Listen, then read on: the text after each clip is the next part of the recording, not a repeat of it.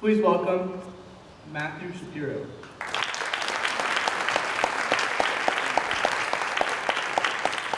Miles, thank you for that awesome introduction.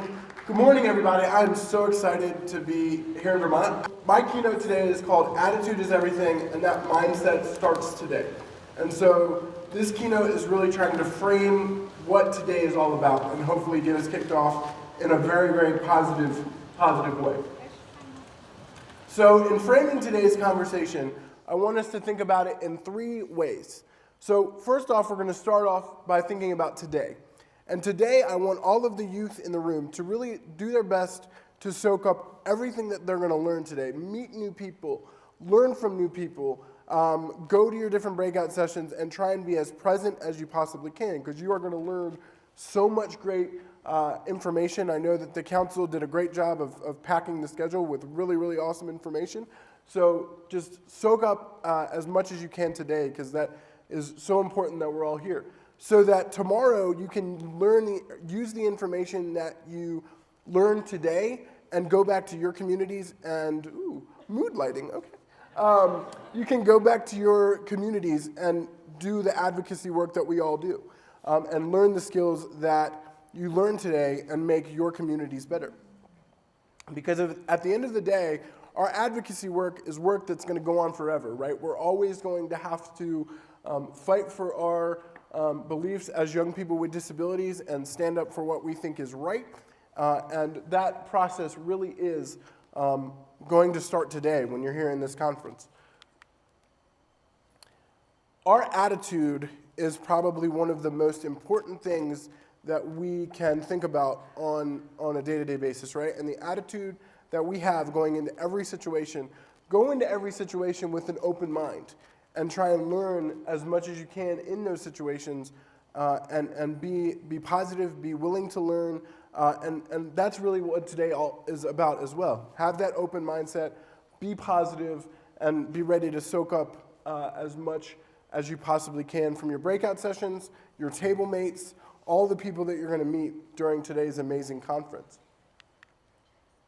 So you may be wondering, why is somebody from Virginia why did he come all the way here to this amazing state of Vermont to help kick off this amazing event?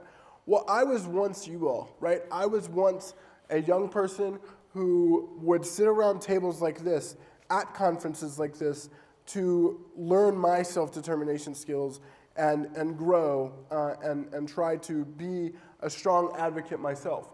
These pictures that you see up here, I was somebody who participated in a number of different youth activities where we learned about self-determination and how to speak up for ourselves and understand what our disability means to us and how it affects us. So I have been in your shoes. I was once that shy, my mom might say I've never been shy, I don't know. But I was once somebody who would sit at those tables and would try to learn about self-determination. So I have been in your shoes. And all of the things that I'm sharing with you today, I have had to experience myself. So I know exactly, some of you may be kind of nervous today, some of you may be excited. I know I was all of those things when I was going through my programs and different things as well. So I know exactly where you're coming from. But I will say that I have taken everything that I learned in programs like this back in Virginia, and I have tried to use it to its fullest, right? So all of the skills that I have gained and learned through doing my youth work, I impart in a number of different ways. The first way that you see up here is that I've met with my U.S. senators on a number of occasions to discuss different issues. And so I take those things that I learned in conferences like this, and I use it when I'm trying to advocate to those senators to say, I really need more services, or I need more accessible outcomes so that I can navigate the world more easily. And that is what I hope something that happens for you all today is once you learn the skills that you're going to learn today, I would challenge you next to figure out, okay, how am I going to use these skills in my day-to-day life? Or when I go meet my representatives. I know I met with the council over the phone a couple of months ago as we were preparing for this keynote, and they actually called me from the Vermont State House because they were there doing advocacy work and speaking to the governor. And that is what I hope you all will do, or do advocacy in your own special way. That doesn't necessarily mean that you have to speak to your representatives, but do advocacy in your own special way.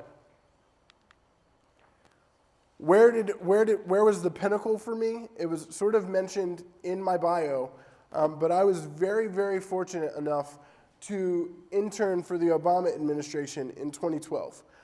I was there on election night when he was fortunate enough to be reelected, and I lived so close that I was able to roll from where I was staying down to the White House to be able to be part of the environment. There were people in the streets honking their horns, so excited that President Obama had received a second term and was going to be doing more work to benefit us as people with disabilities and everyone else.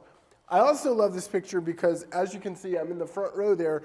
I am fangirling super hard for the president. It was so great. It's one of the things that people don't often remember or think about when they think about the president is that he actually had a very wicked sense of humor. Often he had to, be presidential and be kind of that statesman. But when he was in situations like this, where he could interact with us interns, he was able to crack jokes and have a really, really good time. So this was, again, for me, the pinnacle of me growing as an advocate. I was in an environment, I went to Virginia Commonwealth University in Richmond, and I was in an environment with other interns that graduated from Harvard and Yale and other amazing institutions, and I was wondering, could I hang in that sort of an environment? And I was able to do that and prove that I was able to do that because of the skills I learned in my advocacy work and in my programs like this. So I hope that, maybe one day one of you all will have, an experience where, you'll either get to work for a president or work in a really, really cool environment where you can, show off your advocacy skills that you're going to learn today. So, but before I was you, I was me. And this is a picture of me when I was born. I was born 12 weeks premature, and I was a little nugget. I was a very, very small little nugget. And I was so small that my dad's wedding ring fit on my wrist like a bracelet. And so I always joke and say that I was rocking bling at a really, really early age. But after I was born, I spent 7 weeks in the intensive care unit. I had feeding tubes and I had all kinds of stuff.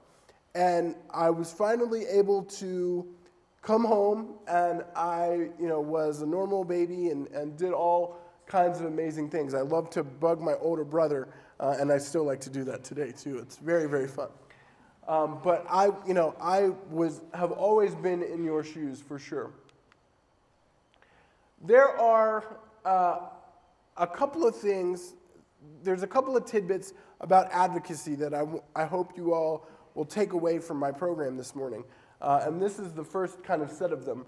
As we're doing advocacy, right, we're going to have so many instances where we're going to have a number of different outcomes from the people that we're advocating to in terms of their response, right?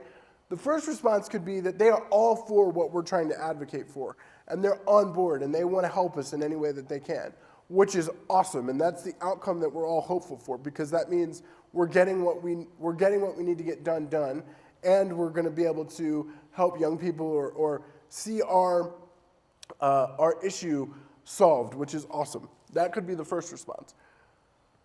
The second response could be that the person will do the advocacy thing that we're advocating for to make us feel good, right? Not just, or another way I've always thought about this is kind of to get us to go away, right? Because we're always bugging them, or we're always doing something, and so sometimes they'll just say, okay, whatever, fine, you can have your extended time on a test, or whatever the example may be that we're advocating for.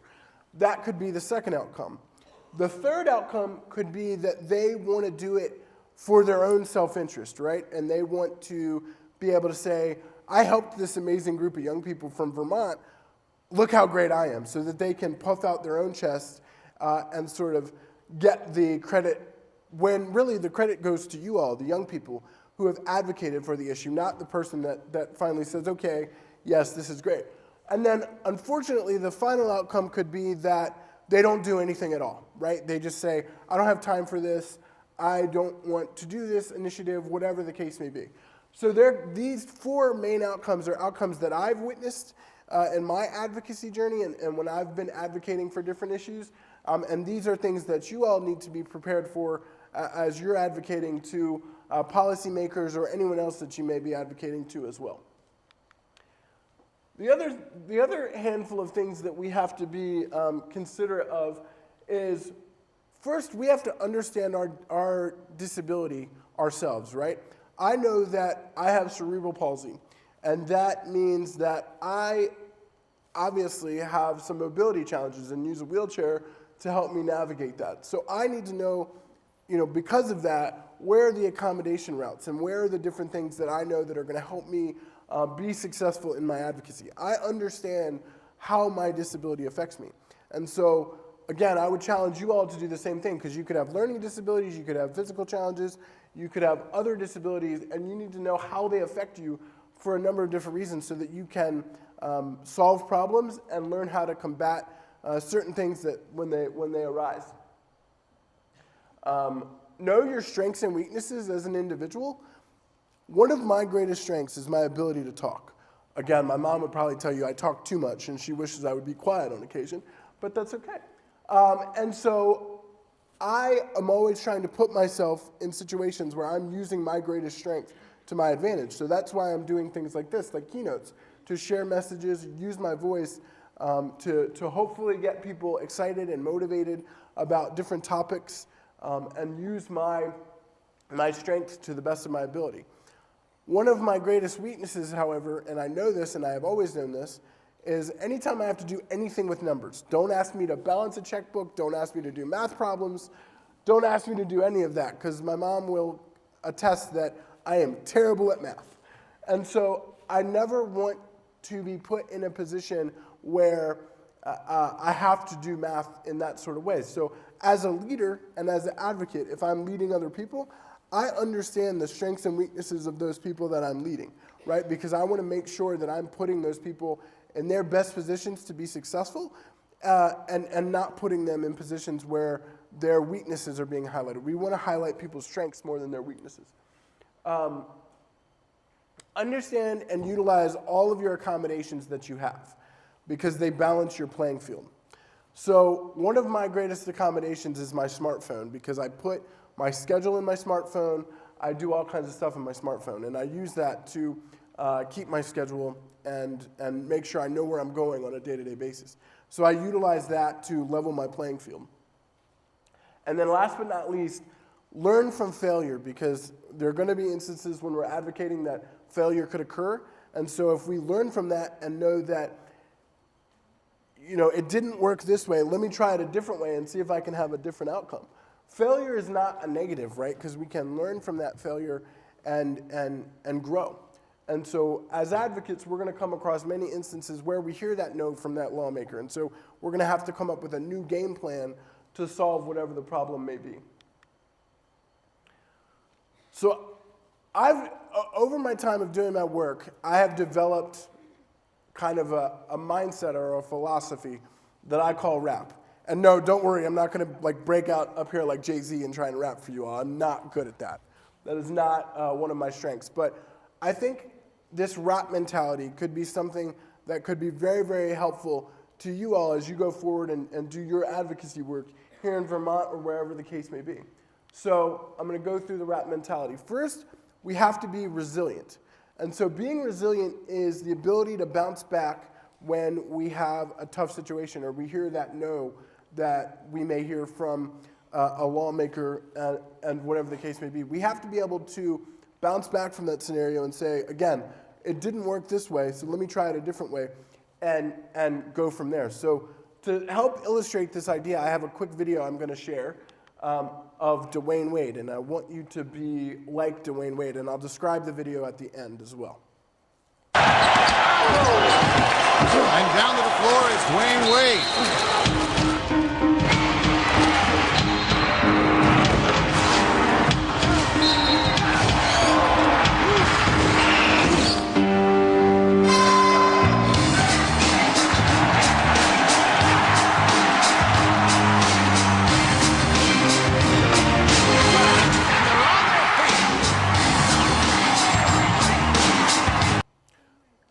So that was, for those that don't know who Dwayne Wade is, he just retired from the NBA. He is an NBA champion, one of the best shooting guards in NBA history. And so I thought that video did a really amazing job of illustrating resilience, right? Because it showed Dwayne Wade playing basketball and getting knocked down a bunch of different times. And the tagline of that video was, get knocked down 9 times, get up 10, right? And so being resilient is all about getting up from when we're knocked down. And that, I think, is the most important thing that we can think about, right? We're going to be knocked down a number of different times. We're going to have to get up. You know, if we get knocked down 9 times, we're going to have to get up 10 and keep pushing forward and keep fighting for our advocacy goal that we're hoping for. Uh-oh, too fast. Our next wrap is to be approachable, right? And I love this one because I love to talk to people.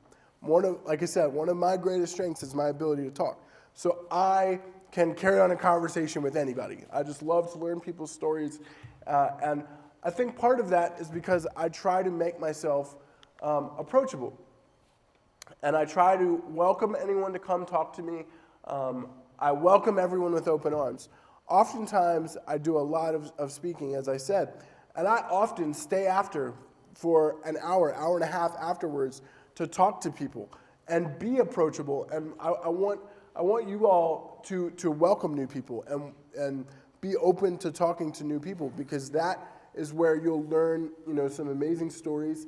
And don't be as easy as it is to do, because I used to do this as well when I was a little bit younger. So, I even tended to hide off in the corner sometimes and not want to engage. But when I found out that, I could be approachable and I could engage with many, many people, I learned some amazing, amazing things. And so in advocacy, you're going to have to engage with numbers of different people, whether it's other youth, legislators, whatever the case may be. And to do that, you have to be approachable and be willing to talk to people. And so how do you do that? Well, the easiest way to do that is literally to just go up to someone and start a conversation by saying hi. It is the simplest way that we can start a conversation and meet new people.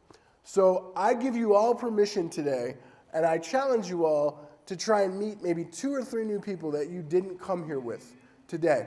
And like I said, all you have to do to start that conversation is just go up to them and say hello.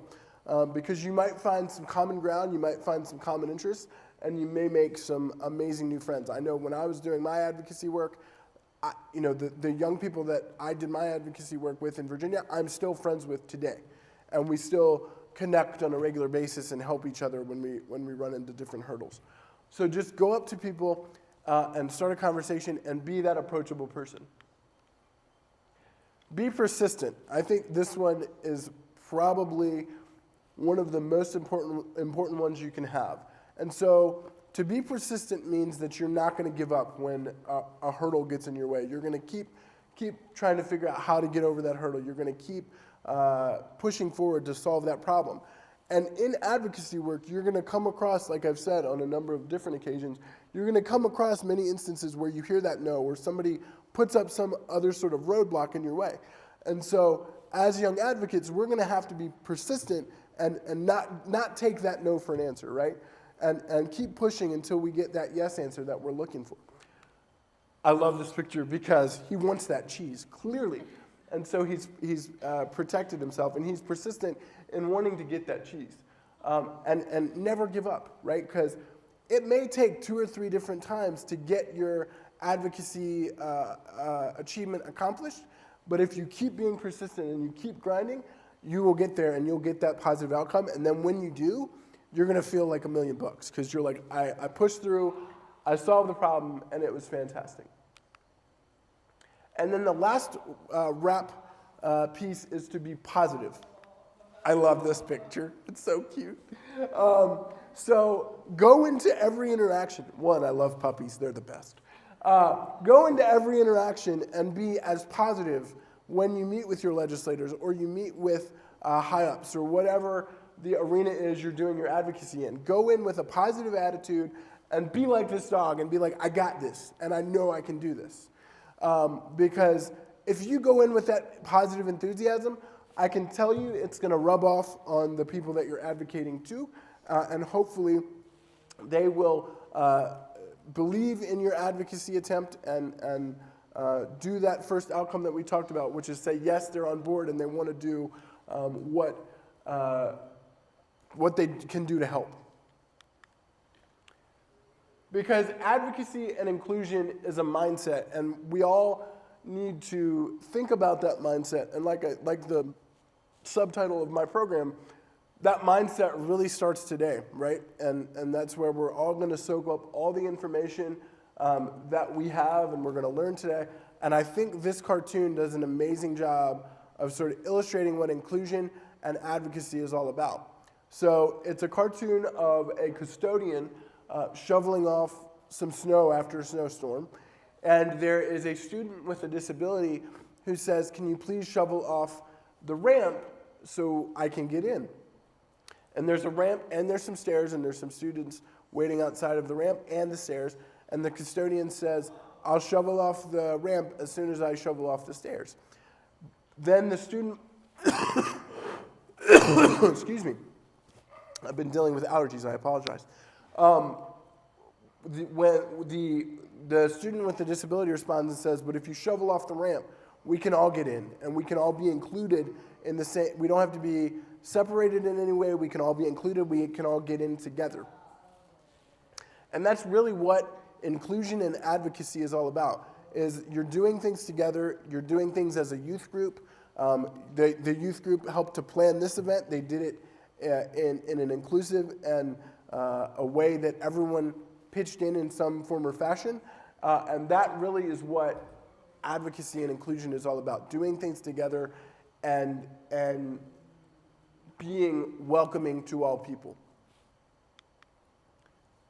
Because we are going to have to keep moving forward, because our advocacy work doesn't stop today, right? This is only the beginning of our advocacy work. And we're going to have to do it as a unit and together so that we can all kind of, excuse me, get up the mountain together. And I think this picture is the perfect metaphor for all of you, right? Because you're starting your advocacy journeys today, or you're continuing to grow your advocacy journeys. And so, but we're all going to need help to get there. And so, work together to get there, because it is a team effort. I'm closing here in just a second. I do also have a couple of copies of a book that I am a part of available, if anyone would be interested in learning more about that. And I will be here all day and be around. I also have a breakout session that I will be leading as well. So I'll be around and love to answer any questions that you have. I also have a podcast that I have done. It's called the Six Wheels Consulting Podcast. That's the name of my consulting business. It's Six Wheels because there's 6 wheels on my chair. There's 2 small ones in the front that no one sees, and we count those because that would mess up the brand. But if you're interested in podcasts, you can go check that out as well, and would love for you to take a listen to that. But that, again, in closing, I really just want the young people in the room today to, again, think about today, tomorrow, and forever. Really soak up all the opportunities that you have while you're here today. Learn as much as excuse me. Learn as much as you can and take full advantage of this amazing conference. Thank you so much for the opportunity to kick it off, and I hope everyone's excited and get ready to learn a lot.